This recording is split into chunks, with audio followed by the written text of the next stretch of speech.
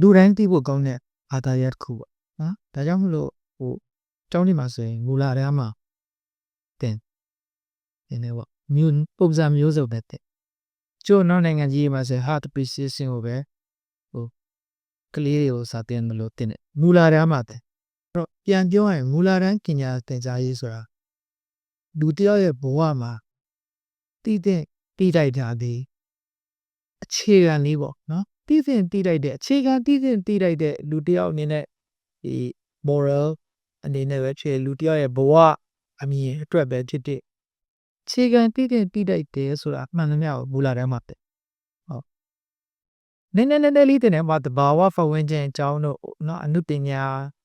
ကိုဘယ်လိုခံစားလဲဘယ်လိုသိလဲဆိုတာနည်းရအောင်တင်မှသင်ချာလဲအခြေခံလေးပေါ့နော်ဘာသာစကားဆိုလဲအခြေခံဒီတာတိကဝေးပေါ့နော်စကားပြောတဲ့ဟာလို့စာပင်ကားလို့ပြီးအောင်ဘယ်လိုပြောလဲစလုံးကိုမှန်အောင်ဘယ်လိုရေးလဲပေါ့ခါကြီးထောက်ပဲကိုဘာသာရလိုက်ကိုရဲ့ဘာသာအလိုက်ကိုပေါ့နော်အင်္ဂလိပ်လိုပဲပြည်မြန်မာလိုပဲမြန်မာလိုဆိုရင်မြန်မာလိုဘယ်လိုရေးလဲပေါ့ကာကြီးကိုဘယ်လိုရေးလဲကငယ်ကိုဘယ်လိုရေးလဲအောက်ကဆွဲရလားအပေါ်ကဆွဲရလားဆိုတာအစမူလာတန်းမှာအဲ့လိုအခြေခံဖြစ်တဲ့တည်တိုက်တယ်ဆိုရက်သူ့ဘဝတစ်ခုလုံးအတွက်တည်တိုက်တယ်ဆိုတဲ့အခြေခံတွေအကုန်လုံးကိုမူလာတန်းမှာတက်အဲ့တမှာဘာလဲဆိုတော့ art appreciation ဆိုတော့ပါart ကိုခံစားရအောင်သိအောင်ချစ်တတ်အောင်လှပဆိုဘလို့လဲဆိုတော့အခြေခံလေးသိအောင်ပေါ့ဥပမာကျောင်းမှာဆိုရင်အခုနောက်ပိုင်းကတော့ကျွန်တော်တို့နိုင်ငံမှာတော့စိတ်ကောင်းကြတာတော့ပြက်သွားတယ်လို့ပဲဆိုတော့မရှိတော့ဘူးနော်ဒါဟိုးရင်ကစ်တွေမှာဆိုရင်ရှိရပကြီးချင်းဆိုရှိကလေးတွေမှာမူလာတန်းမှာ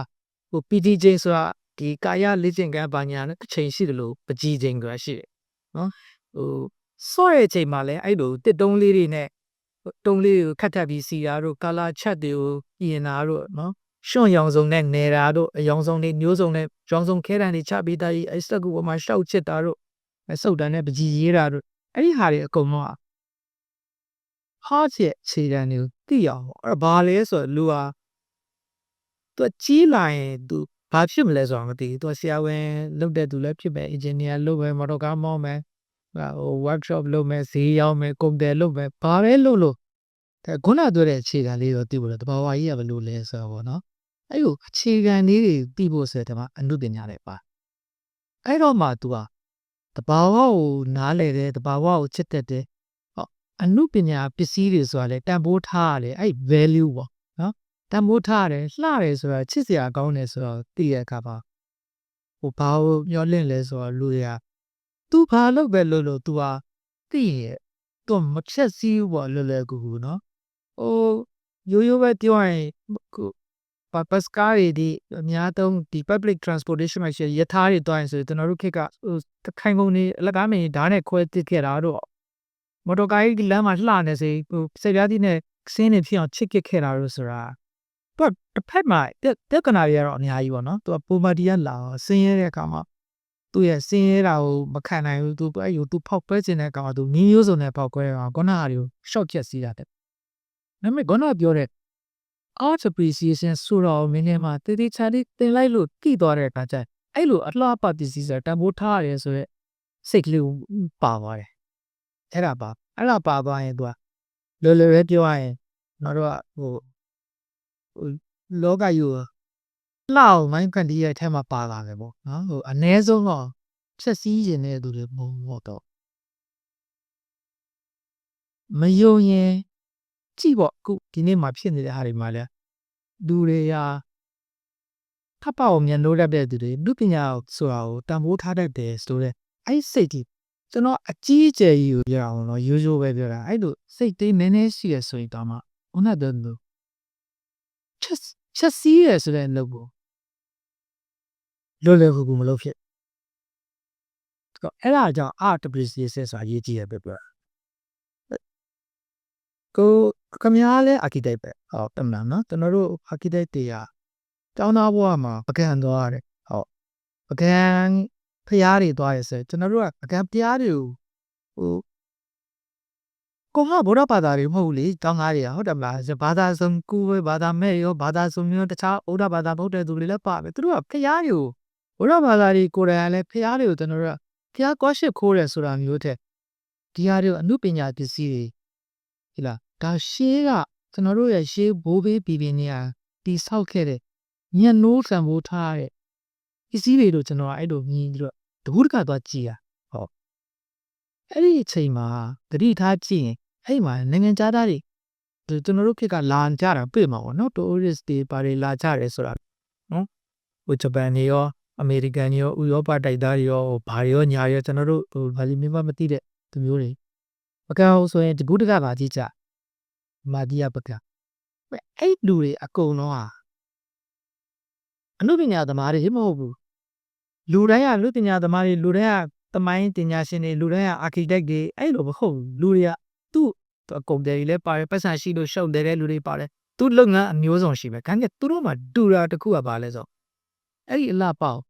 ပေါ့နော်အဲ့အနုပညာပစ္စည်းတွေပဲဆိုတော့ပကံရဲ့ architecture လာကြည့်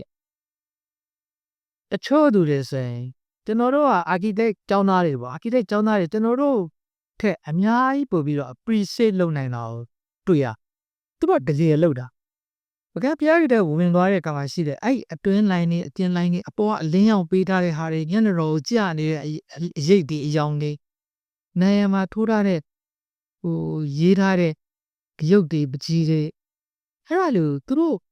ကြည်နေတာသူတို့တပ်ပိုးထားနေတာသူတို့ကခုနလိုအနုပညာသမားတွေမဟုတ်တမိုင်းဝါတွေမဟုတ်သူတိကိုတည်းသူတို့ပင်ကိုမှာပွားရှိရဲ့အလွယ်ပြန်ပြောရင်သူတို့ဆိုမှအဲ့ art appreciation ဆိုတာရှိကိုရှိရဲ့အဲ့ရှိအဲ့ဒါရေးကြည့်တာပေါ့နော်ကျွန်တော်တို့အနေနဲ့တော့အဲ့ဒါတန်ဖိုးထားတယ်ဟာလို့သဘောထားတာပေါ့အဲ့ဒါကိုကျွန်တော်တို့ appreciation ကိုကျွန်တော်တို့တင်လို့ရနိုင်လားပေါ့ appreciation ဆိုတာတော့ဒီလိုပြန်ကောက်ပြောရင် art ဆိုတာအနုပညာဆိုတာအနေနဲ့ပြောတာပေါ့နော်အနုပညာပစ္စည်းတွေအနုပညာကိုတန်ဖိုးထားညံ့လို့ရဲဆိုရယ်တစ်ခါမှသူနဲ့ခက်မှရှိတာဟာသိပ္ပံတို့နီးပညာတို့ပေါ့နော်အခုဒီနေ့ခေတ်မှာရှိနေတဲ့နီးပညာတွေမျိုးစုံပေါ့ဗျာ technology ပေါ့ပြောချင်တာတော့နော် science ပေါ့ art နည်းနည်းသင်ကြားပုံပါကွာလေပေါ့ကြည့်လိုက်သိပ္ပံတို့နီးပညာတို့ဟာခင်ဗျားကိုသင်ကြားလိုက်လို့ရတယ်ဒါကအခြေခံပဲဟိုမှာ formula တခုရှိအဲ့ formula ကိုယ့်အကိုဆက်ပြီးတော့အဲ့ဒါကို develop လုပ်တာပေါ့နော် create လုပ်တာတကယ်သိပ္ပံပညာရှင်ကြီးကအစစ်အစစ်ပြောင်းလာတယ်ဆိုမှဒီဟိုစေးပညာတို့ဘာတို့မှဆိုလဲဟုတ်တယ်မှာဟို DNA ဟို physics ကလည်း atom ကိုခွဲလိုက်တဲ့ဒါ nucleus ကလည်းဟာတကားပို့ပါလဲဟိုအထက်တွေကအဆန်လေးတွေဟိုလေးတွေနော်အကုန်လုံး neutron တို့ proton တို့ခွဲအဲ့လိုမျိုးထပ်ပြီးတော့ပြောင်းပြီးတော့အဲ့ဒီအခြေခံမှာဆက်သွားသူတို့အဲ့လိုသင်ကြားလိုက်တဲ့ဟာပုံမှာဆင့်ပြီးတော့သွားအနုပညာကြတော့အဲ့လိုသင်လိုက်တော့ရတာမျိုးမဟုတ်ဘူးဖြစ်တော့ဘာပဲလုပ်လို့ရတယ်ဆိုညော encourage လုပ်လို့ရအောင်အနုပညာဆိုဟောလို့ရှိတယ်အနုပညာအင်မတန်ချစ်ဖို့ကွာဘယ်လောက်လှလဲလှတော့ကြည့်တတ်ပေါ့ခုနကပြောရ appreciation ပြန်သွားလှတော့ကြည့်တတ်ဖို့လွယ်တယ်ဘာလှလဲဆိုတာသိဖို့တော့လှတယ်လို့ပြောရင်နော်အနုပညာမြောက်တယ်လို့ပြောရင်လှတယ်ကျွန်တော်လွယ်လွယ်ပဲပြောအောင်လှတယ်လို့ပြောရင်လှတယ်ဆိုတာအမျိုးခွဲကြတော့နော်အဲ့ဒါပါကိုလူမျိုးနဲ့ style အာဖရိကတွေလှတယ်ဆိုတာတမျိုးအင်္ဂလိပ်တွေတာအမေရိကန်တွေကလှတယ်ဗမာတွေကလှတရုတ်တွေကလှဂျပန်တွေကလှတယ်ဆိုတာမှာကိုကအရင်မတူတာတွေရှိဟုတ်အကုန်လုံးလက်ခံတဲ့လှရည်ပဲရှိတယ်နော်အခုပေါ်လာတဲ့ design တွေပါဆိုကြည့်အောင်နော်ဟိုထင်ရှားတဲ့ဟာတွေဆိုပါမော်တော်ကား design တွေအဝတ်အထည် design တွေဟုတ်တယ်မလားအခုအစ်စ်ပေါ်လာတဲ့ပစ္စည်းတွေပေါ့တယ်လီဖုန်းလေးတွေပါလေဟုတ်တယ်မပေါ်လာတဲ့ Samsung မှာပေါ်တယ် Apple ကထုတ်တယ်ဆိုအဲ့ပစ္စည်းတွေရဲ့အလားအောင်တော့ဒါလေးလှလိုက်တာပေါ့ဟိုဆိုအဲ့ခါဒီမှာအဖက်ကဘာတွဲပါနေတယ်ဆိုတော့အတုံးချတဲ့ဟာပါတယ်နော်လှလဲဆိုတဲ့ဟာကိုကျွန်တော်ပြောရင်ကျွန်တော်တို့ကပြောရင် visual art မှာမြင်လိုက်လို့လှတယ်ဆိုတာရှိအတုံးဝင်ပြီးတော့လှတာရှိရနော်အတုံးဝင်လို့လှနေတာတချို့ဟာတွေကနော်အဲ့လှတယ်ဆိုတဲ့ကောင်ကျွန်တော်တို့ architecture မှာတော့ function လို့ပြောတာပေါ့နော်ကိုနဲ့အသုံးတက်လေးပါ functional ဖြစ်တာပေါ့နော်အိမ်လေးသုံးလို့ဝင်ကိုအဲ့အိမ်လေးကိုကြိုက်သွားတယ်သူအိမ်မှာနေရတာကောင်းတယ်ထိုင်စရာနေရာလေးက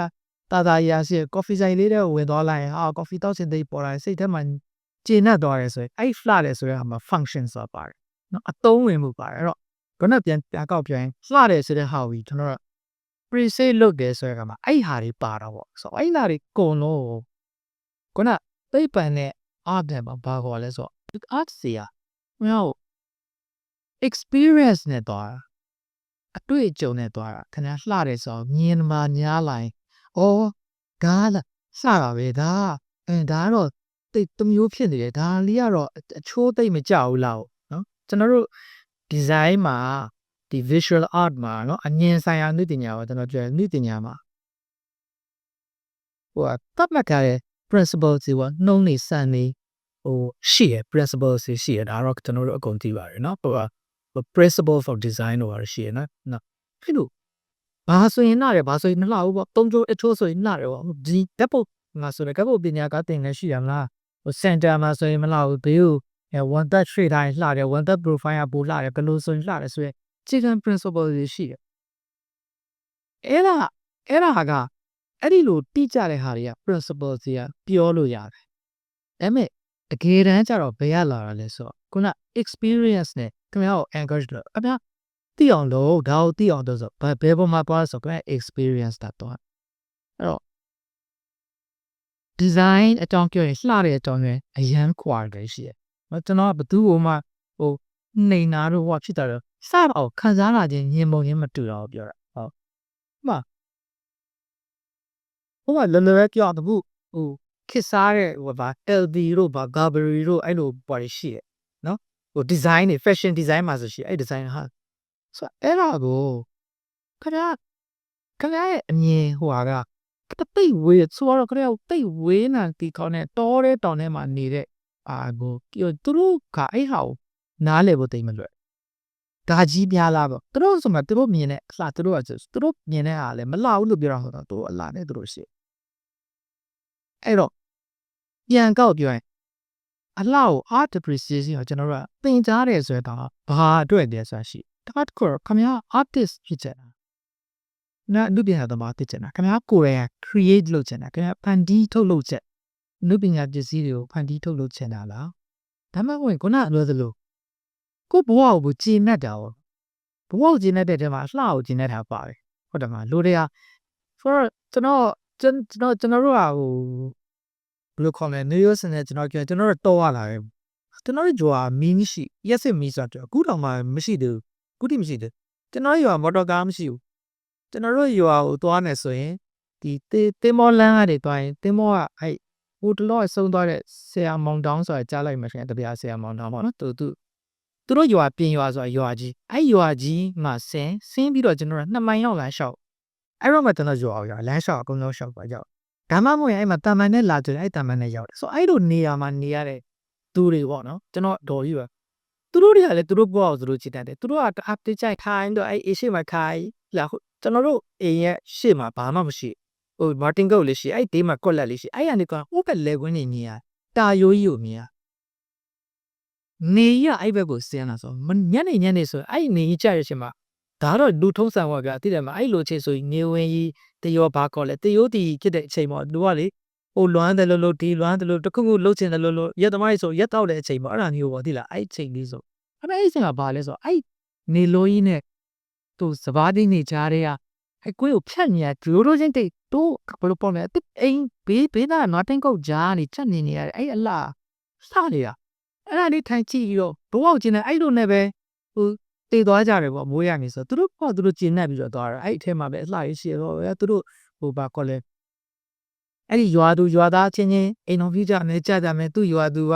ကိုနောင်ငိုင်လေးရှိမယ်ဘာညာပဲတခုမြင်နေရတဲ့ဗာလဲအ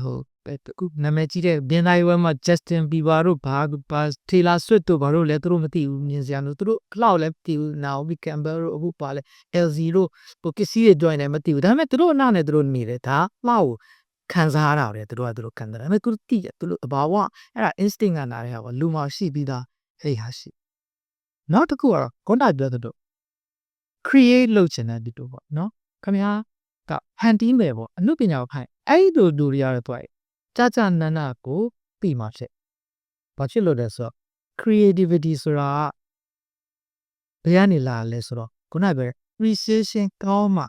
appreciation ကောင်းလားခင်ဗျာတခုခု appreciate လုပ်တာကောင်းတယ်ပေါ့များเนาะ appreciate လုပ်တတ်လာ appreciation ကောင်းလာတဲ့အခါကျရင်များမှာ sensitivity ကောင်းလာတယ်เนาะလာတော့နုပညာတွေပဲကျွန်တော်က visual art ကြီးပဲပြောတယ်ဂီတတော့ဟာမျိုးစဉ်းစားကြည့် music မှာတချို့ကတော့မွေးကလေးကနားပိတ်ကောင်းတယ်လူပေါ့ကျွန်တော်တို့တက်နားကောင်းတဲ့လူတွေရှိရနော်နီးစပ်တဲ့သူတွေပဲမှကိုဆောင်ပေါ့ကိုဆောင်နဲ့ကျွန်တော်လည်းဒီတော့အတူတူသွားတယ်ပါကောင်းတယ်သူကတချင်းတစ်ပုတ်ကိုဖွင့်လိုက်တဲ့ဆိုရင်အဲ့တချင်းကိုဖွင့်ပြီးမတော့ဘူးနားပေါအောင်ရှိတော့အဲ့ထားဟိုဟာလေးကိုနည်းနည်းတိုးလိုက်ဒီဟာလေးကို short ဒီလား blaze တာကိုမြင်တာဟိုဟာလို့ကိုစစ်ချက်ရပြီဆိုဟာတော့နားတာကျွန်တော်တို့ဆိုရင်ဒါတော့ကျွန်တော်တော်တော်တချင်းဆိုင်တတ်တယ်လူနော်ကျွန်တော်တချင်းကိုအခုအခု keyboard rap တွေ hip hop တွေပါရီကနေစပြီးတော့တချင်းကြီးတွေလောက်အထိကျွန်တော်တချင်းဆိုရင်အကုန်နားထောင်လိုက်ကြိုက်တယ်ဒါပေမဲ့အဲ့ဒီတော့နားမပါဘူးသူတို့ကျွန်တော်မိတ်ဆွေတွေမှာလည်းရှိရနားရမ်းပါတယ်သူဆိုချင်းထဲမှာပါတဲ့ဟိုက်တင်းတောင်းဆိုရဲဟာလေးကအစဘယ်ဟာလေးကတိုးပြီးဘယ်ဟာလေးကကျေရမယ်ဆိုတာဟိုတလောကြားလိုက်လေ music engineering အကြောင်းပိုင်းကတယောက်ကပြောနေတော့သူတို့တွေမှာအဲ့လိုဘယ်ဟာလောက်တိုးမဲကျင်လဲပေါ့နော်အထူးသဖြင့်တော့အနောက်တိုင်းဒီ orchestra ကြီးတွေဆိုရင်ရှိရမလားတယောသားလေးကဘလောက်ပဲဝေးလို့အဲ့ဒါပါလဲဆိုသူတို့ sensitive အရန်ဖြစ်တာပေါ့နားက sensitivity ကအရန်ပါဘာဖြစ်ဖို့ကောင်းလဲဆိုတော့ appreciation အရန်လို့တော့တစ်ချိန်တွေကိုမျိုးစုံနားထောင်ကြဒီအတန်ထဲမှာဒီအတန်လေးကနည်းနည်းလေးပါတယောတန်လေးကပါတော့2စက္ကန့်လောက်ပြီးပဲဒါပေမဲ့အဲ့တချင်း15မိနစ်5မိနစ်ဆောင်တော့အဲ့တယောတန်2စက္ကန့်လေးကအရန်ရတာရှိသွားတာလည်းဖြစ်တယ်ခေါင်းလုံးတန်လေးနည်းနည်းလေးတဲ့ဟာကိုအတန်လေးအဲ့နားလေးမှာ digit မိသွားတဲ့ဟာတွေကသူမခံနိုင်ဘူးစိတ်ကိုစိုးနေတာဘာဖြစ်လို့ဒီအတန်ဖြစ်ပေါ်လာပါလာပါလာတယ်လာလဲပေါ့နော်ဒီအတန်ဘာဖြစ်လို့ပါလာတယ်ပေါ့တဘောကပါစ sensitive အဲ့လိုပဲ visual art မှာရှိတယ်ကျွန်တော်တို့တွားရင်တခါတလေကမှတတိတာကြည့်ပြီးပါတယ်တနေရာရောက်ပါအရန်ကြိုက်ရဟာစလိုက်တော့အဲ့မြင်ကွင်းကြီးကိုကြိုက်တယ်ဒါပေမဲ့အဲ့မျက်စိထဲမှာဘေးကတစ်ကိန်းကြောက်ကြီးကထွက်နေတာခဏ allergic ဖြစ်တော့ interior တစ်ခုတည်းကိုဝင်သွားတဲ့တမှာအဲ့မှာမီးခလုတ်ကြီးကတိတ်လာဟာဒီမီးခလုတ်ကြီးကပုံနာရွှေ့လိုက်ရင်ကောင်းပါပဲလို့စိတ်ထဲမှာဖြစ်တယ်အဲ့ဒါလူတိုင်းမဖြစ်ဘူးလေဘယ်လိုလူတွေမှာဖြစ်လဲဆို sensitive ဖြစ်တဲ့လူတွေမှာဖြစ် sensitive ဖြစ်တဲ့လူဟာအဲ့မြင်ကွင်းကိုမကန်နိုင်ဘူးပုံနာမှာမီးချိုးတချိုးကကွာကြပြီးတော့တိလားတွဲလောင်းဖြစ်နေတဲ့အဲ့မီးချိုးရှုပ်နေတာကိုစိတ်ထဲမှာကြေးဖို့မကျင်တော့ဘာလို့လဲ sensitivity ကအရန်ကောင်းတာတော့ခါချက်ခနဲ့ဆိုခင်ဗျားစိတ်ထဲမှာအဲ့ဒါ allergic ဖြစ်နေနော် visual allergic ရတာလူတွေမှာ sensitivity ကောင်းတယ်ဆိုတော့လူတွေမှာတချို့ sensitive ဖြစ်တဲ့လူတွေရှိရလေဟာတစွန်းလေးနည်းနည်းစားလိုက်ရားလာအခုလေးပိတ်ရထွက်လမ်းလျှောက်သွားလို့ပန်းခမုတ်လေးရှူလိုက်မြင်ဖုံလေးရှူလိုက်မြင်တကူလုံးရားလာရလို့ဘာလို့ဆိုတာအဲ့လိုပေါ့အနုပညာမှာလည်းဒီလိုပဲခါစားဖတ်တဲ့လူတွေကလေဒါကြောင့်တခါတလေမှာအရင်ပေါ်နေတချို့တိတ်တာနာမျိုးဖတ်လိုက်ငါနားလဲတာပဲရောနော်စာဖတ်ပါဘာမှဖြစ်ဘူးနားလဲတယ်ပေါ့ဒါပေမဲ့အဲ့ကမှာစလုံးမအရေးဘယ်လိုခေါ်မလဲတိတ်ရေးကြည့်တာတော့မဟုတ်ဘူးဒါပေမဲ့မျက်လုံးထဲမှာထောက်နေတာပေါ့နော်ဒီလိုကြတော့အဲ့ဒါရပ်ပင်းနဲ့ကြာမယ်ဟာကိုရဲနဲ့ကြာတာနားတော့လဲသွားမယ်ဒါပေမဲ့ sensitive ဖြစ်တဲ့လူကကြတော့ဟာပြီးမခံနိုင်ဘူးနော်ကြပြာတစ်ပုတ်ကိုဖတ်လိုက်တယ်ကြပြာတွေကအရန်လှနေရတာနဲ့အဲ့ထက်မှပါတဲ့အဲ့ဒီစကလုံးလေးတစ်လုံးကထောက်နေရဆိုရင်အဲ့တော့ကျွန်တော်တို့တာမန်ပဲဆိုရတော့เนาะကျွန်တော်တို့အနုပညာဒီလိုပဲကစားလိုက်တယ်ဆိုတဲ့လူတွေမှာမသိဘူးနဲ့ခုနကတကယ် artist တွေ create လုပ်တဲ့သူတွေကြာ sensitive အရန်ဖြစ်တော့အဲ့ဒီမှားနေအောင်မကျင်တတ်ဘူးနော်သူကဘာလဲဆိုသူမြင်လိုက်ရင် तू စိတ်ထဲမှာဖြစ်သွားတာပေါ့အဲ့တော့ဘယ်လိုခေါ်မလဲ allergic ဖြစ်သွားတာပေါ့ဟာဒီနေရာလေးကဘာဖြစ်လို့မတ်တက်နဲ့စိတ်ရမယ်ဘာလို့နတ်တက်ကြီးနဲ့စိတ်လိုက်တော့အရသာဘယ်လိုဖြစ်သွားလဲဆိုတဲ့ဟာကို तू ကအဲ့ကြပြာမှာအရေးကြီးတာကြပြာအရေးကြီးတယ်ဆိုပေမဲ့အဲ့ဒီဟာက allergic ကျွန်တော်တို့ visual art တွေမှာလည်းဒီလိုပဲ design တွေမှာလည်းအဲ့ဒါဘာလဲဆိုတော့ precision တွေကောင်းလာတဲ့ခါမှာခင်ဗျာ sensitivity ကလည်းညင်လာကောင်းလာတော့ခင်ဗျာအရင် sensitive ဖြစ်လာအဲ့တော့ကောင်းတာဆိုတာတော့ရှိတာပေါ့ခုနကပြောဆို allergic ကလွယ်နဲ့ရမယ်ဆိုတိလားသူများတွေကဖုံတော့တဲ့သွားရှွန့်နေသွားလဲဘာမှမဖြစ်ဘူးဒါပေမဲ့ခင်ဗျာအရင် sensitive တဲ့သူဆိုနည်းနည်းလေးသွားရင်လည်းအဖုပိန်ရထွက်နေပြီဟုတ်လားအဲ့လိုပဲအမြင်သမားတွေဆိုလဲ interior designer တွေဟုတ်လား artist တွေကြပြာဆရာတွေ music သမားတွေတချင်းနားထောင်တဲ့လူဆိုလဲ တချင်းကိုသူကနားထောင်နေအရန်ကောင်းတာကိုသိနေတဲ့ခါကျတော့အဲ့လိုနည်းနည်းလေးဟိုဖြစ်ဟိုသိခံလို့မရဘူးဆိုတော့ဟာတော့ပြဿနာရှိဒါပေမဲ့ခမည်းကတကယ် create လုပ်မဲ့သူပေါ့ခမည်းဖန်တီးထုတ်လုပ်မဲ့သူဆိုရင်တော့အဲ့ဒီလို sensitive ဖြစ်နေမှကိုရေးတဲ့ငါရေးတဲ့ကြတော့ထောက်နေကြီးငါရေးတဲ့တချင်းကတော့ဒီနားမှာဒီအတိုင်ကြီးနဲ့ဆိုရင်တော့မဖြစ်တော့ဘူးဒီနေရာမှာတော့ music arrangement ကဘယ်လိုလုပ်ရမလဲပေါ့ဒီနေရာမှာတော့အဝါရောင်ထည့်လို့ရကုန်မရဘူးဒီနေရာမှာတော့ခွာရောင်ဟုတ်သေးဘူးငါဒီရောင်ပြင်အောင်မှပဲမျိုးလေးပြင်ကောင်းတာဒါဒီနေရာကိုမဝတဝါလေးပြင်တော့ဗရောက်6လေးပြင်တော့ဆိုရက်ဟာကအဲ့ဒါခင်ဗျာ sensitivity ရှိမှဖြစ်မှကောင်းမှဖြစ်တော့အဲ့ဒါကောင်းဖို့အတွက်ကဘာလို့လဲဆိုတော့ art appreciation တော့ခင်ဗျာပေါ်ရအမရှိနားများလုံးနေအဲ့လိုနားများလုံးနေဘယ်လိုသင်လဲဆိုညာများကြည့်ရကောဒါ experience ကိုအများကြီးရှာကဘာကြီးလက်ရှာမယ်အခုကြတော့ကဘာလုံးလက်ရမလို့ညာကိုယ်ကမှထိုင်ကြည့်နေလို့ရတယ်သူများတွေလှရဲဆိုတာဘာတွေလဲဆိုတော့အကုန်ရှာကြည့်လို့ရတယ်ကဘာမှာနာမည်အကြီးဆုံးဆိုတဲ့ပကြီကားတွေကိုခင်ဗျာကြည့်ကြရဘာကြောင့်ကောင်းနေလဲဆိုတော့ခင်ဗျာရှာလို့ရခင်ဗျာကြည့်ရကြည့်တဲ့အခါမှာခင်ဗျာမျက်စိကယဉ်ပါလားခင်ဗျာတိလာကျွန်တော်တို့ခင်ဗျားတို့တိတ်မကွာဘူးကျွန်တော်တင်တာတက်တော်နေကွာတယ်ဒါပေမဲ့ကျွန်တော်တို့ဖြတ်တန်းလာတဲ့ဘဝလိုကျွန်တော်တို့ဒီနိုင်ငံရေးခေတ်လူမှုရေးခေတ်စီးပွားရေးခေတ်ကြီးအတူတူပဲဆိုတော့နော်ကျွန်တော်တို့ဖြတ်လာတဲ့ခင်နဲ့ကျွန်တော်တို့ဖြတ်လာတဲ့ဒုက္ခရောက်တာချင်းအတူတူဟောတာကျွန်တော်တို့လားဒီလိုဒုက္ခရောတွေထဲမှာကြီးပြင်းလာတာချင်းအတူဆိုတော့ကျွန်တော်တို့တော့ခံစားလို့ရတိတယ်အဲ့လိုပြောလိုက်ရင်နားလေအဲ့ဆိုကျွန်တော်တို့မှာတခုပေါ်မှာကောင်းတယ်မကောင်းလှတယ်မလှဘူးပေါ့စိတ်ထဲမှာကျေနပ်သွားတယ်မကျေနပ်သွားဘူးဆိုတာတွေကကျွန်တော်တို့ဘလို့ဖြတ်လာလဲဆိုရဟာမဲ့ဒါလည်းအများကြီးဆိုင်တော့အဲ့လိုဖြတ်လာကြတဲ့ခါမှာအခုမှကျွန်တော်သူတွေကကိုလည်းကြည့်ရရင်ပေါ့နော်ကျွန်တော်ငငယ်ကကျွန်တော်ဝါသနာပါတယ်ပေါ့နော်ကျွန်တော်လွယ်ပြကျွန်တော်အဲ့လိုလှပါလေးကြိုက်တယ်ပေါ့ဗျာကျွန်တော်ကြီးကားလေးစကြည့်ကြတယ်ကိုယ်တိုင်တော့ပူလျှောက်ဆွဲကြည့်တော့ကာတွန်းလေးဆွဲကြသူများကာတွန်းစရာကျွန်တော်အရန်အချိန်ကြီးရကျွန်တော်ငယ်တော့ခင်ကြီးဆုံးကကာတွန်းစရာဆိုနောက်ကျစာရေးစရာတွေပေါ့စာရေးဆိုအရန်တင်နေစာရေးတာတွေပတ်ချက်ပကြီးကားတွေဆိုလည်းကြိုက်ဒါပေမဲ့ပိတ်ရုပ်ရှင်ဆိုတဲ့ကျွန်တော်အရန်ကြိုက်ဒါပေမဲ့ဘာရီယာဘလောက်ကောင်းလဲဆိုတာကျွန်တော်သိပြီမှစာအုပ်ဆိုတာစာအုပ်တွေအရန်ကောင်းနေဆိုကျွန်တော်ငငယ်လေးကျွန်တော်ခတ်တာတော့ခုနရှုတဲ့ပူရာဆယ်တန်းဆိုကျွန်တော်စစ်နဲ့ငင်းငန်းရေးတော့ဆိုဖတ်ပြီးဒါပေမဲ့ကြီးတော့ဖတ်ဘလို့မှဖတ်လို့မရဘူးကျွန်တော်စုံကုန်မစုံတော့ပထမတအုပ်ကိုဆက်လက်အုပ်ကိုဝယ်ထားတော့ဒါပေမဲ့ပထမတအုပ်ကိုပြီးတော့မဖတ်နိုင်မရအဲ့လိုပဲပကြီးတောက်ပြန်ကြရတော့ကျွန်တော်အဲ့ငယ်က like လို့ထင်တယ်အဲ့လိုအင်္ဂလိပ် journal ကြီးရရှိရကရောင်စုံနေတဲ့တိတ်ကောင်းတဲ့ဟာခိုက်ခဲမှာမိုနာလီဇာပကြီးကခဏခဏပိုင်သူကြော်ညာလာမမှတ်မိတော့အဲ့မျက်နှာပြည့်ပဲဆိုပါတော့ထိုင်လာအဲ့လိုကုပါမိုနာလီဇာပကြီးကအင်မတန်နာမည်ကြီးမှန်းလည်းတည်တယ်မိုနာလီဇာအပြောဆိုတာလဲနေရာတကာမှာတွေ့ရတယ်စာတွေထဲမှာပကပြားတွေထဲမှာလည်းတွေ့ရတယ်လူတွေကလည်းအရန်ချစ်ကြည့်တယ်သူ့ရဲ့တန်ဖိုးကလည်းကျွန်တော်မမှတ်မိဗျာတန်းပေါင်းများစွာတန်တယ်ပေါ့နော်တန်းပေါင်းများစွာဆိုတာကျွန်တော်တို့မမျှော်မှန်းနိုင်တဲ့ကျွန်တော်ဘဝတစ်သက်လုံးမမျှော်မှန်းနိုင်တဲ့အမောင့်ပေါ့အဲ့တော့ပတ်စံများရဲ့အဲ့လိုဒီပကြီးကားလေးတစ်ချက်ကအဲ့တော့တန်ဖိုးရှိဘာကောင်းလေးပေါ့ကျွန်တော်အဲ့ပကြီးကားကြည့်ကြောတကယ်တမ်းလွှင့်ရောနားမလဲဘူးဒီလားဘာများကောင်းလို့လဲပေါ့နော်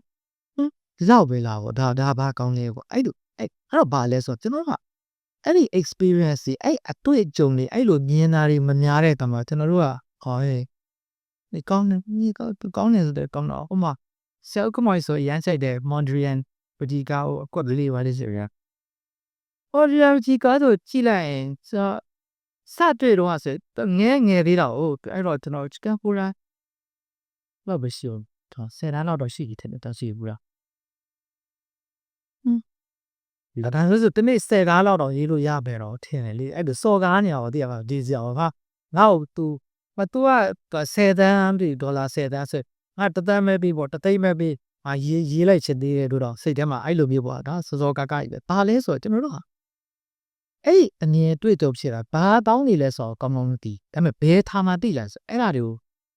တွေ့လာတယ်ကြည်လာတယ်မြတ်ကျွန်တော်အဲ့လိုမိုနာလီဇာပတီကောက်ကျွန်တော်အဲ့လိုဘောနော်သူစောကားတွေစဉ်းစားမိပြီးဖြစ်ပြီးတော့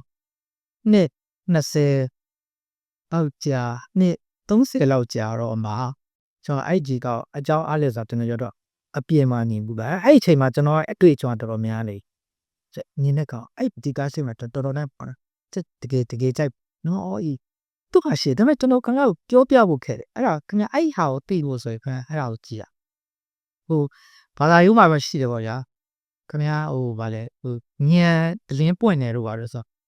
ဟို practice လုပ်ရလေဟုတ်တယ်မလားခဏဝိပဿနာတို့ပါလို့ဆို practice လုပ်ရလေခဏရှင်းပြလို့မရ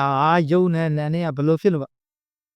ခဏရှင်းပြရင်လည်းသဘောတော့တည်ရဒါပေမဲ့ခဏအဲ့ဟာကိုခင်ဗျားစီမှာအဲ့ထားခန်းကိုမကန်တာအဲ့အမြင်နေရအောင်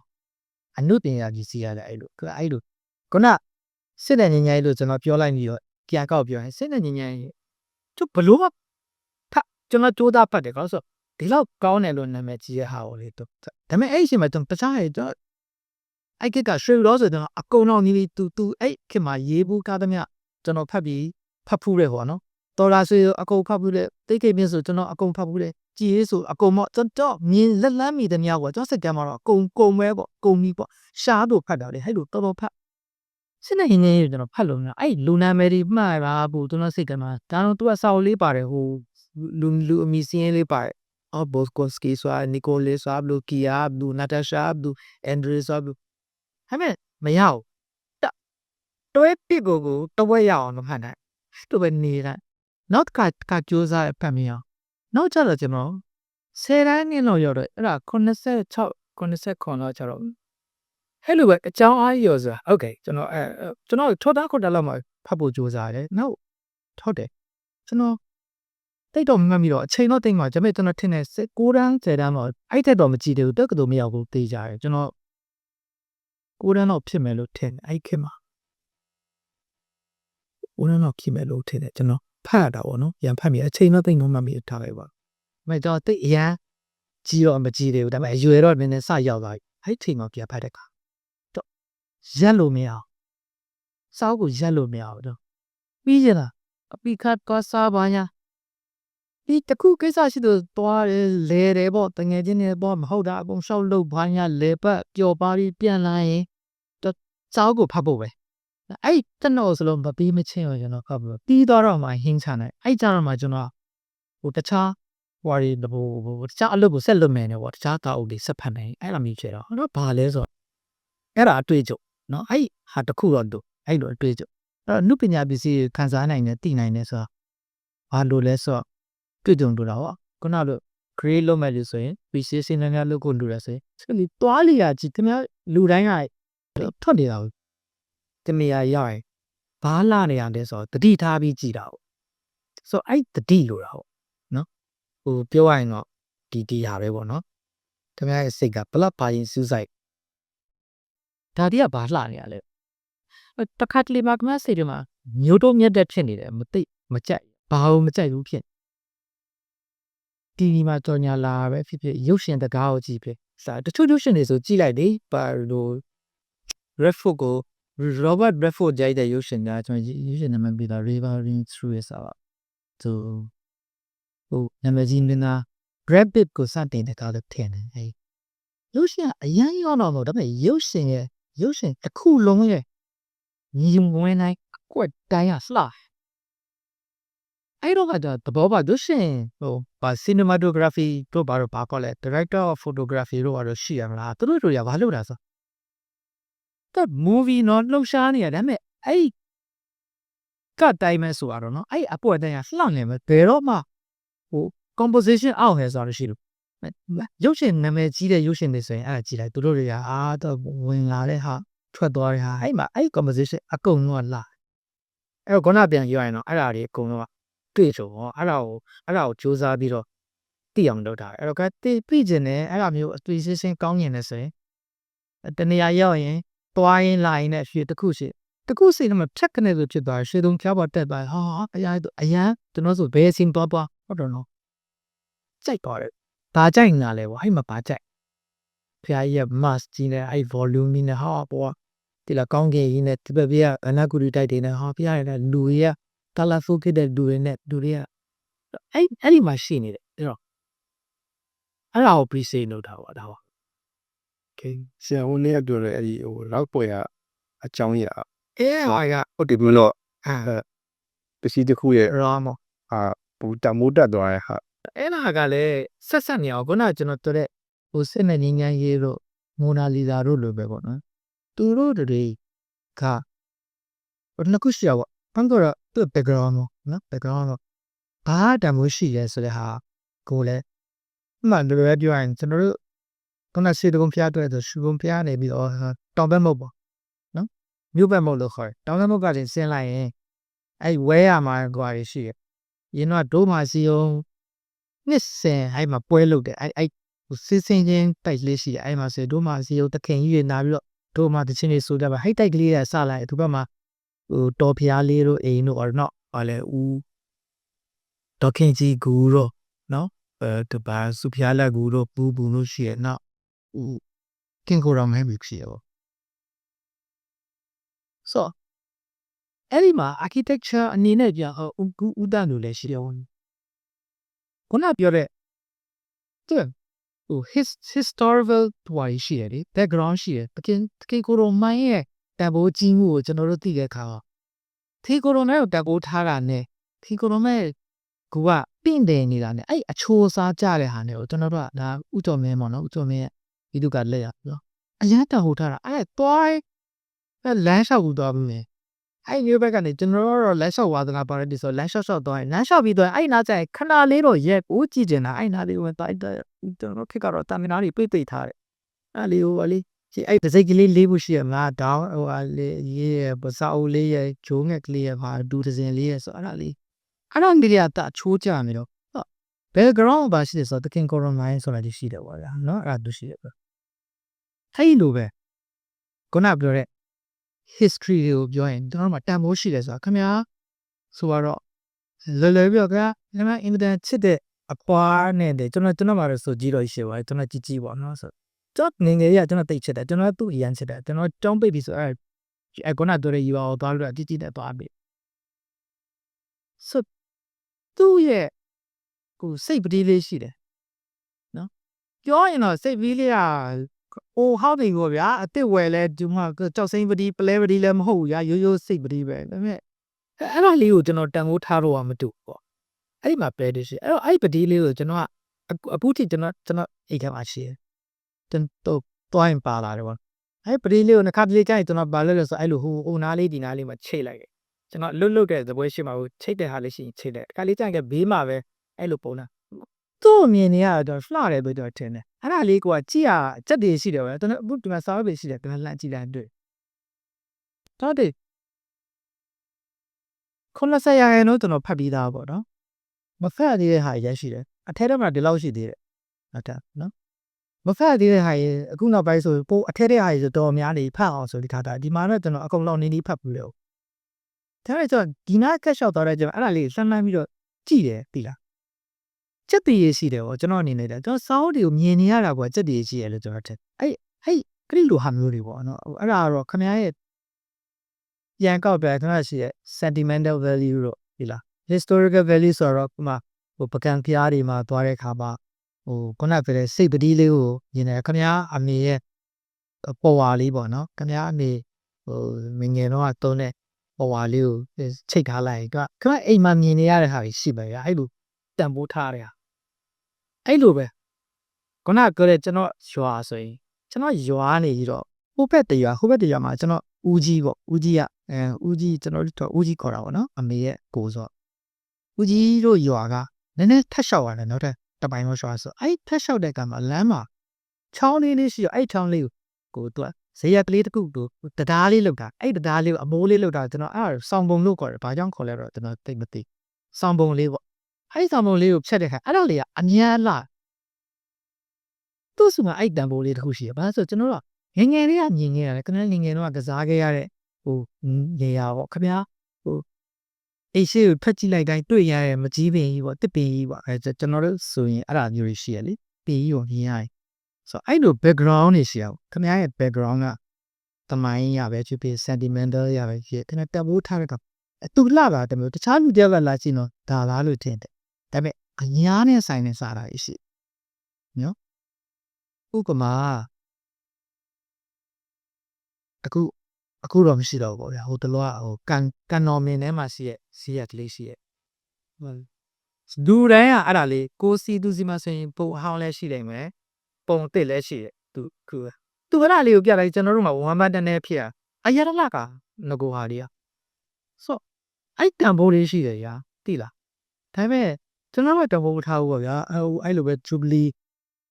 ဟောတော့ဘာလို့ဆိုတာလေဖြတ်ပစ်လိုက်တယ်လေသိလားမအဲ့မှာအဲ့တမိုင်းတန်ဖိုးရှိလေဘူကျော်ဆန်းတို့ဒီကောင်ကြီးပြောခဲ့အခုမျိုးတော်ခမ်းမကြီးဆိုရင်ခင်ဗျာတမိုင်းကိုသိရင်ခင်ဗျာတန်ဖိုးထားဖို့တမျိုးဖြစ်တာမျိုးတော်ခမ်းမကြီးကအာစီလူးတင်တော့လောက်ပါရဲ့ဆိုတာတပိုင်းဟိုဘက်ပန်းညံနေကြည့်လိုက်အဲ့မှာဟိုမုတ်ဝီးရှိတဲ့ဒေါင်းလုကြီးရှိတယ်ညာအဲ့မှာဘူကျော်အောင်ဆန်းအဲ့ဒီကနေပြီးတော့ဟာချပါလားမင်းကောဟိုညီလာခံပါလေမှတ်တမ်းဟိုမင်းကုန်းကိုပြောတဲ့အခါမှာသူ့ရဲ့နောက်ဆုံးမင်းကုန်းထက်ခဲ့သူတို့ခမ်းမအတွက်ရဆိုအဲ့နေရာကိုမြင်ရရင်ခင်ဗျာခံစားရဲ့အဲ့ background ကိုတီးပြီးတော့လှတဲ့အလှပဲအခုအတွင်းဝင်ရုံပေါ့နော်ကျွန်တော်တို့အတွင်းဝင်ရုံလို့နှုတ်သွင်းတယ်ဝင်ကြီးများရုံလို့ပြောတော့ပြောတယ်အတွင်းဝင်ရုံပေါ့ဒီတော့ဗိုလ်ချုပ်ဆန်းတို့အဲ့မှာကြဖရာကြီးကိုဖက်လျှောက်သွားတိုင်းအဲ့နာဖက်သွားတိုင်းအဲ့ရှိဒီဘက်ဘူအောင်ကျော်လာသွားရင်ဘူအောင်ကျော်တို့အရိုက်ခံရတဲ့နေရာတို့ဘာလို့စောရုပ်သွားတဲ့ခါတိုင်းခင်ဗျားခံစားတဲ့ကတည်းကခင်ဗျားနားလေလိုက်ကခင်ဗျားလှတယ်ဆိုတော့ခင်ဗျားရဲ့အဲ့ဒီဟာကိုဒီတွင်းဝင်ရုံကြီးရဲ့ချက်တည်ပေါ့ဗျာတွင်းဝင်ရုံကြီးရဲ့ခန်းန်းမှုတွင်းဝင်ရုံကြီးရဲ့တင့်တယ်မှုဟာခုနဗိုလ်ချုပ်ဆန်းတို့နဲ့ပတ်သက်နေတဲ့တမိုင်းနဲ့ဗိုလ်ချုပ်တို့ဒီမှာကြပါတာဒီကလေဟိုကောင်ကြီးကနော်ဒီစေကားကနေတက်သွားတာတက်သွားဒီမှာရဲဆက်ပစ်တတ်တာငါတို့ဗိုလ်ချုပ်ကရှိနေရင်ဘာညာဆိုတာအဲ့အဖလာကနေပြောရတာ background နေနဲ့ပါနေတဲ့ခလာတယ်ဆိုတော့နော်လူပညာပစ္စည်းတွေပေါ့ဒီအတွင်းများယုံရပြည်တွေးဝင်ယုံတို့ဟိုဂျူလီဟောတို့ခုနတို့ဟာလေဆရာကြီးတေကိုရောမဲအုတ်ကူတို့ပါဆိုကျွန်တော်ကအဲ့တော့ဘာလဲဆိုအဲ့ဒါမျိုးတွေကိုနားလေတတ်ကိုလူတွေမှာပေါ့ဒါကြောင့်ကလေးတွေအားစားတင်ရစားအဲ့ဒါမျိုး appreciate လုပ်တတ်တယ်ဆိုရင်ခဏလွယ်နဲ့မချက်ကြီးကြည့်ဗျာကျွန်တော်စမှာမရှိတော့ဘူးနော်ဘိုးကျောင်းဆန်းအိမ်ပဲကျန်တော့တယ်ဒါတော့မှဒါခေတ်ဆက်ကဘိုးကျောင်းဆန်းဟိုအတင်းဟောချက်ဆိုတင်ဦးတော့ငယ်ရင်လည်းမရှိတော့ဦးသိကလေးအိမ်လဲတော်တော်ပစ္စည်းရရင်လည်းဦးမရှိတော့ဘူးထက်တယ်ဦးနုအိမ်ကတော့ရှိသေးတယ်ဆရာကြီးတဖီကိုတော့မှအိမ်ဆိုမရှိတော့နော်အဲ့ညမှာဟိုကွန်ဒိုဖြစ်သွားဆရာကြီးမြင့်သူဝင်ဒါတတိမျိုးပါညာဆိုကျွန်တော်တို့ဖဲတန်းမှာသူကအဲ့လိုအဲ့ခစ်ပေါ့နော်သူကထမင်းကျွေးတယ်သူ February စပုံးတင်တဲ့သူတို့ဝင်နေရဆိုရင်တီတော်စုနေနဲ့ဆက်ပြီးတော့အဲ့မှာဆိုရစအများတော့ဟဲ့အိမ်ကြီးကနေချင်းစရာလေးဗျာအဲ့ခြံလေးကတော့တပြေးမျိုးဆိုပြီးတော့နာမည်ပေးထားတယ်ဟာအဲ့ခါလေးဆိုလဲတန်မိုးပေါ့ဗျာဒါပေမဲ့မရှိတော့ဘူးမရှိတော့ဆိုတော့ဘာပိုတန်မိုးရှိတယ်ပေါ့ဆိုကွန်တိုကြီးဆောက်လိုက်တာပတ်စံနေရတာပေါ့ဗျာပတ်စံရကျွန်တော်တို့စောက်တာကိုအပြစ်ပြောတာမဟုတ်ပါဘူးနော်တန်ဖိုးထားဖို့ခြင်းမတူတာအဲ့တော့ဆရာကြီးတင်ကိုတော်မိုင်းအိမ်မရှိတော့ဘူးအဲ့မှာကွန်တိုလာ apartment ကြီးပေါ့ဗျာတိုက်မြင့်ဆောက်လိုက်တဲ့ခါကျအခန်းကြီးပတ်စံနေရတာပေါ့ခေကိုတော်မိုင်းကူတရားပတ်စံနေရဘူးပေါ့ဗျာဆိုပါတော့မိသားစုကလည်းဝေဒိုရာဖြစ်အတွက်ကျွန်တော်တေချောင်းတော့မသိပါဘူးဇလန်းတော့မသိပြောချင်တာဒါမျိုးတန်ဖိုးထားတဲ့သူတွေကနော်အဲ့လိုတန်ဖိုးထားတဲ့သူတွေဒါများခဲ့ရင်စုပြီးတော့အေးအဲ့ဒါကြီးတော့မစောနဲ့ကျွန်တော်တို့ဝယ်မယ်ဗျာ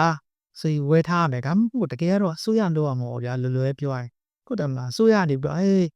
တဆရာကြီးအိမ်တော့မလုပ်ကြပါနဲ့ကွာမင်းတို့ဘလောက်တန်လဲအဲ့တန်တဲ့ပတ်စံငါတို့အစိုးရပြီးပြီးအဲ့ဒါလေးကိုခိမ့်သိမ်းထားရအဲ့ဒါလေကျွန်တော်သွားကြည့်လိုက်တိုင်းညာတကားပါနော်ဟိုရှိကလာကမှဆိုရင်ပါလေ frame light design လုပ်ထားတဲ့အိမ်လေးတွေဆိုရင်အဲ့တော့ Asian တွေကဘာလို့အဲ့အိမ်လေးတွေဒီတိုင်းခိုင်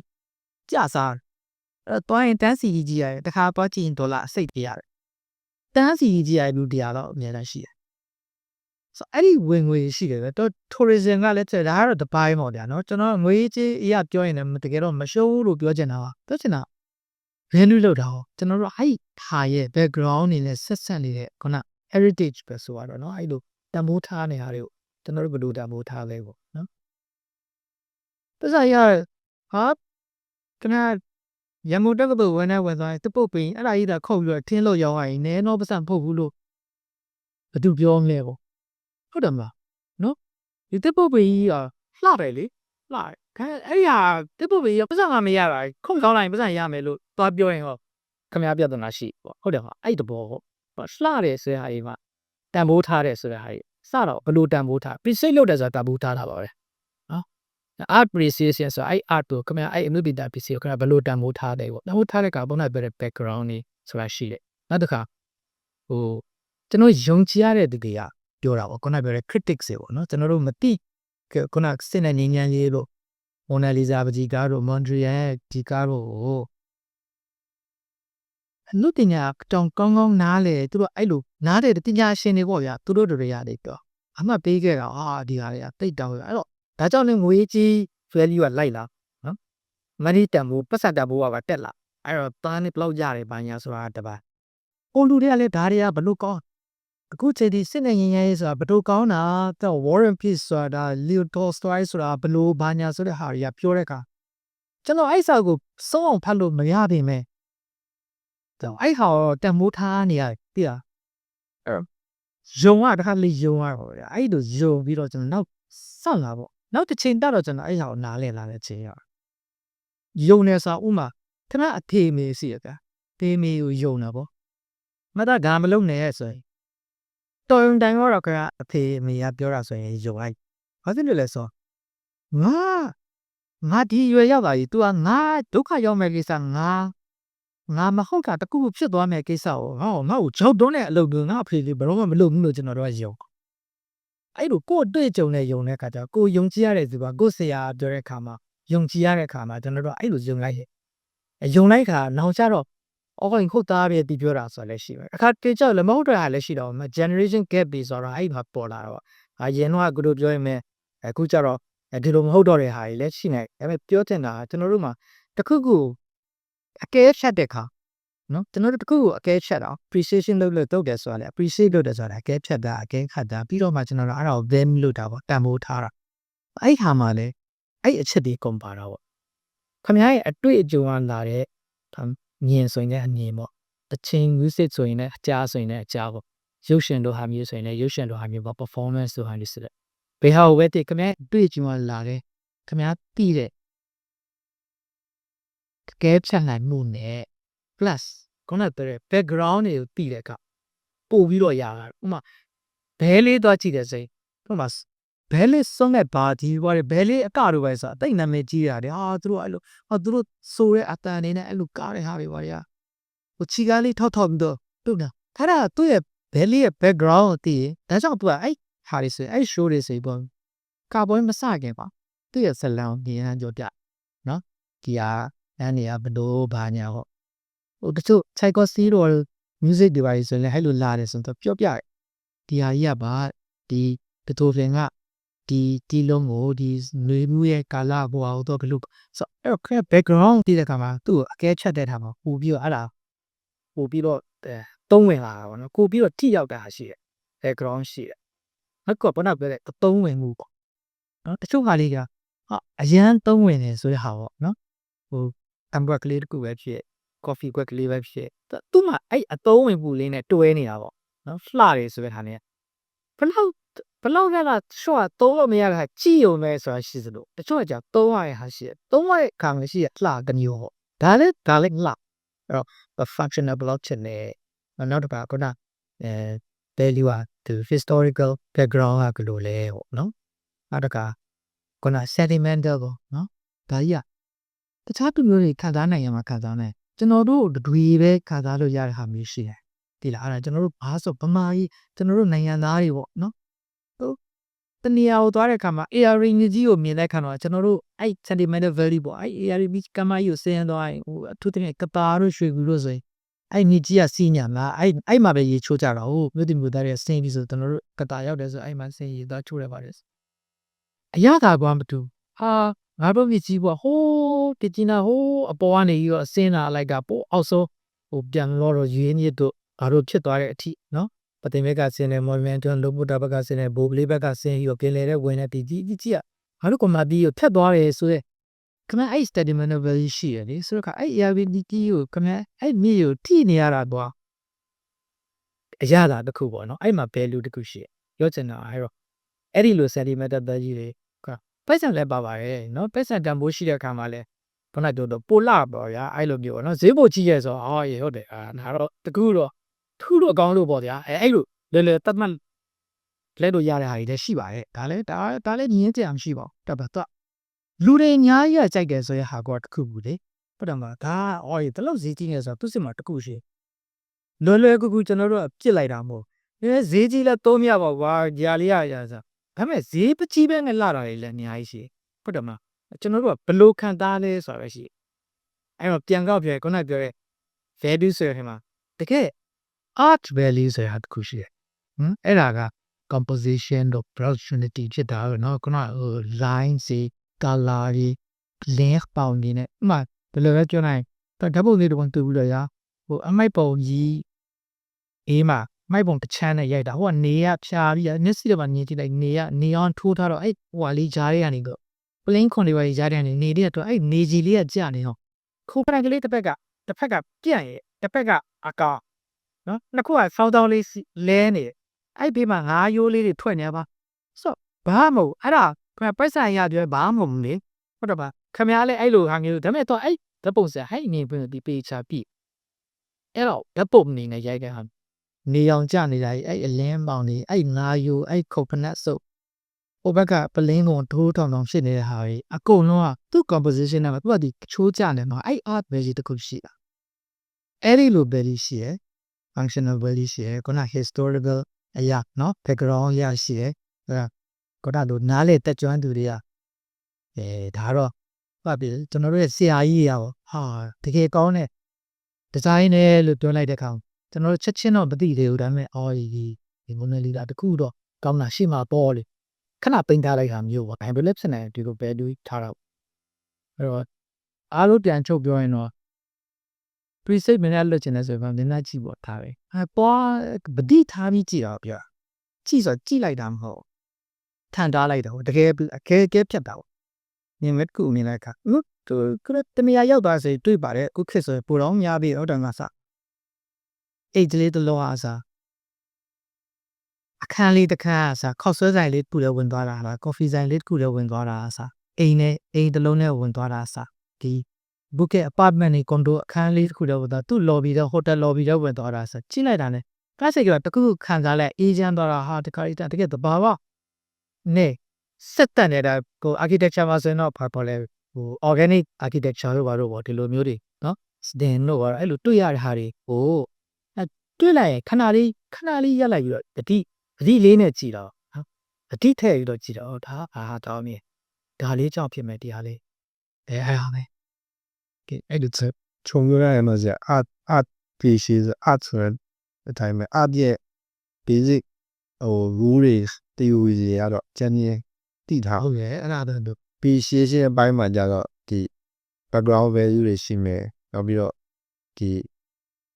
ဆုံးဖြတ်တဲ့ credit တွေရဲ့ဒီအကဲတက်ချက်မှုတွေရှိမယ်နော်အဲ့နှစ်ပိုင်းပေါင်းရတဲ့အချိန်မှာကျ art pieces ဆိုတဲ့ဟာဖြစ်လာတာပါပဲဒါရကိုလေ့လာခြင်းဆရာတို့ရဲ့ဟာတွေပိုင်း experience ပဲရှိကိုယ်ပိုင်တွေ့တဲ့ experience ရှိမယ်သူများပြောတဲ့ဟာရှိမယ်နောက်ပြီးတော့ဒီ historical background တွေရှိမယ်အဲ့ဒါတွေကိုလေ့လာလို့ဆိုရင် appreciation တည်စုံအောင် ပြမှာကောစာရင်းကဖတ်ပေါ့စာအုပ်တွေကြည့်ပေါ့ကိုလည်းရှုပ်သွားပေါ့ကောင်းတာတော့လှည့်ရကဘာလှည့်ပေါ့အဲ့ဒါမျိုးပေါ့နော်ဒါကြောင့်ကဲဟိုဟာတွေဆိုတာလေရှောက်သွားရလေသူတို့ကသိရလားဟာဂျပန်ဆိုလည်းသူတို့တွေပေါ်တယ် sketch လုပ်တဲ့လူတွေရှိရဂျပန်ဆိုတဲ့အဲ့အဖွဲ့တွေပြရဂျပန်ဆိုအဲ့လိုတနေရာမှာထိုင်ပြီးတော့ထိုင်ဆွဲနေကြတာ group ကဒီကဘာခေါ်လဲပကြီးတိုးပေါ့သူကဒီရှောက်ဆိုလိုက်ကြ record လုပ်အဲ့လိုသွားကြတဲ့ဟာပဲပေါ့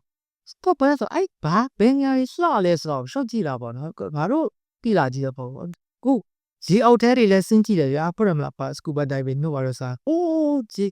တမုတ်ကပါပင်လဲဒီအောက်မှာရှိတဲ့ကုန်းပေါ်မှာဟိုအောက်မှာလည်းစရကြီးရှိတယ်အဲ့အပင်လေးအကောင်လေးတာ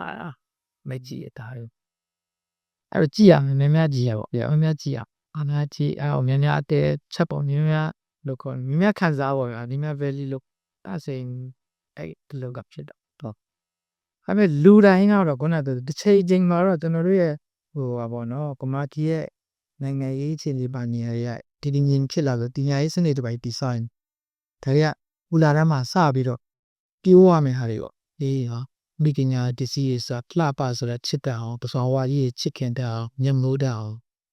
လှပဆိုချစ်ရမယ်ဟာပေါ့ဘူးလေတပဆိုညံ့လို့ရမယ်ဟာဒီဟုတ်တယ်မလားလှပဆိုတဲ့မှာဒါကျွန်တော်ဒီလိုပဲပြောလိုက်တာဟိုတကယ်တော့နေရာတကာမှာရှိတယ်ဒီကုစိကြောကြကအိတ်ချင်းမိပညာတို့ဘာလို့ချင်းနှုပညာတို့တမင်းချက်ချင်းနှုပညာတို့တကယ်ကနေရာတကာမှာရှိတာ အဲ့ဒါကိုခံစားတတ်ဖို့ပဲပြောတာလေ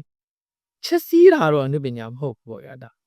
ချက်စီးခြင်းအနုပညာဆိုတော့ရှိတယ်တော့စ ဖန်တီးခြင်း ဟမ် ဖန်တီးခြင်းအမှု အဲ့ဒီကတိဆောက်တာ တိဆောက်တာဖြစ်လာတာပေါ့ဖြစ်ပေါ်လာတာ အတရားတိဆောက်တယ်ပုပွင့်တာရော အဲ့တော့ချုပ်ပြီးတော့ညီကုန်းရုပ်လေးဆိုရင်တော့ဟိုပါပေါ့ appreciation ဆိုတာဟို artist မှမဟုတ်သူတိုင်းကိုဟိုပြီးစိန်ကိုလေးလောက်ရှင်ကြီးလောက်လုပ်ပြီးတဲ့ပညာရဲ့တစ်ခုပေါ့ ပြီး အဲ့ဒါ ဟုတ်ပါရဲ့ဒီပညာရဲ့ဆိုတော့မှလည်းကြည့်ကြပါရဲ့ဒီဟောဒီစေလုတ်မှန်နေလုတ်ကဲဆိုတဲ့ဟာကလုတ်ကောင်းတဲ့ဟာပေါ့သူကဟိုပါပဲယူရီယာတီလာဆောင်နေဆိုတာမျိုးပဲတိလားခဏကောင်းမွန်နေတဲ့နေပေါ့ကဲသူများကိုဒုက္ခမပေးရဘူးပေါ့နော်သူများကိုစိတ်ငြိမ်အောင်မလုပ်ရဘူးဆိုတဲ့ဟာလိုပဲနောက်ပါတစီကိုချစ်အောင်လုပ်ရတယ်ချစ်တတ်ရတယ်တော့ပါချစ်တယ်ဆိုတော့ဟိုက်လိုနေပဲဒါပဲနည်းနည်းလုပ်ရတော့တီလာဆောင်နေဆိုတာနည်းနည်းပဲလုပ်ရတယ်လေဆိုလိုတာခင်ဗျာဟိုလွယ်လွယ်ဘူးပေါ့ချင်မရဲ့ဆိုဂျန်နဲ့ဆိုချလိုက်တာမင်းဝင်နည်းနည်းသတိထားပြီးတော့ရိုက်ညီပြီးတော့ဟာငါတော့ရိုက်ညီပြီးဆိုတာရုပ်ပေါ့ဆိုနည်းနည်းသတိထားလိုက်နေတဲ့အခါကျရင်အလှပကိုလည်းဂတိထားပြီးချစ်တက်လာရင်ဟဲ့လား precision ဆိုတာဟုတ်တယ် ဒီကားဆောင်လို့ရှိရင်ဒီပတ်ဝန်းကျင်လည်းကောင်းတယ်ကိုယ့်အတွက်လည်းကောင်းတယ်လို့ ဒါပဲလေ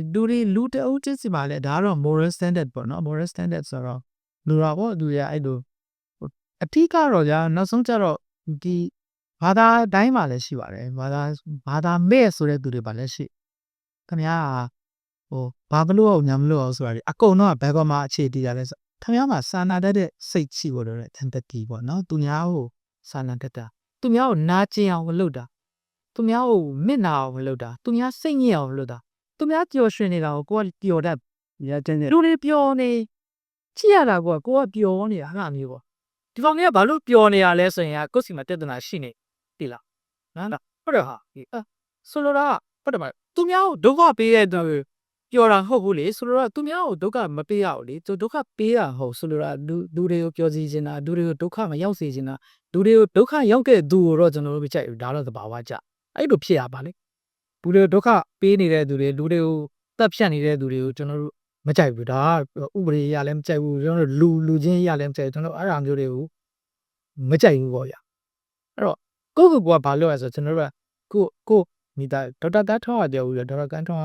ကသူ့မိမိုင်းနဲ့သူတို့အရင်စစ်ခင်နေကြတော့ကျွန်တော်ရဲ့မိသားစုကအိမ်တော်ရေးမှာသူ့ရဲ့မူကခါလဲဆိုစိတ်ညစ်အောင်မလုပ်ဒါ